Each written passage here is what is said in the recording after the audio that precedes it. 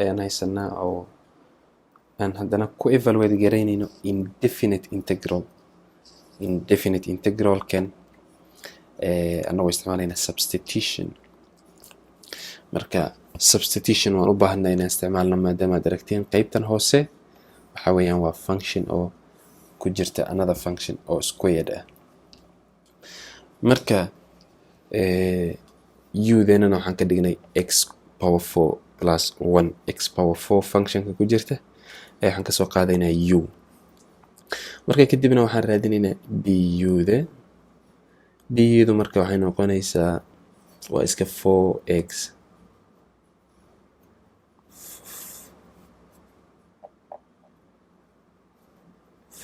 weeyaan 4x cubed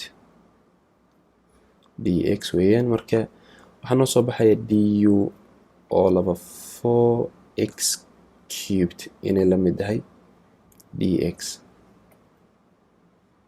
marka booska dx waxaan qori karnaa intaas. marka integration signkeena ayaan soo qaadanaynaa 4x cubed waa taa oo laba baadkan waa iska u intan dhan because u-deen waxaa weeyaan x power 4 plus 1 weeyaan. marka inta waa u ayaan ku haysanaa u squared. marka booska dx waxaan qoraynaa du oo laba 4x cubed. marka intan way isla baxayaan 4x cubed 1 4x cubed 1. marka meesha waxaa noogu soo haraya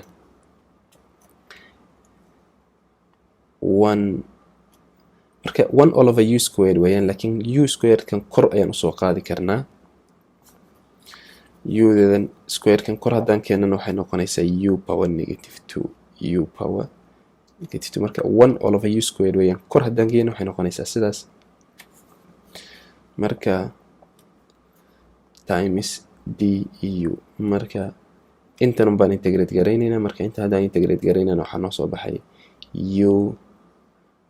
marka negative 2gan ayaan halku daraynaa. marka waxaa noo soo baxay negative 1 all over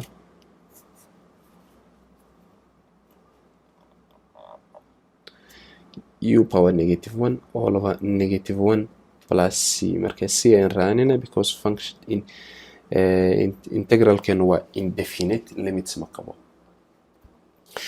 kadib marka haddii aan u-du waxay matalaysaa haddii aan substitute garaynana. marka waxaan qoraynaa x power 4 plus 1 bay ahayd. marka guddigiis baa raised to power negative 1 all over negative 1. marka negative 1 waa iska inta divide by negative-ka all over 1. marka anugu all over 1 wax ma sheegayso. marka plus c weeyaan.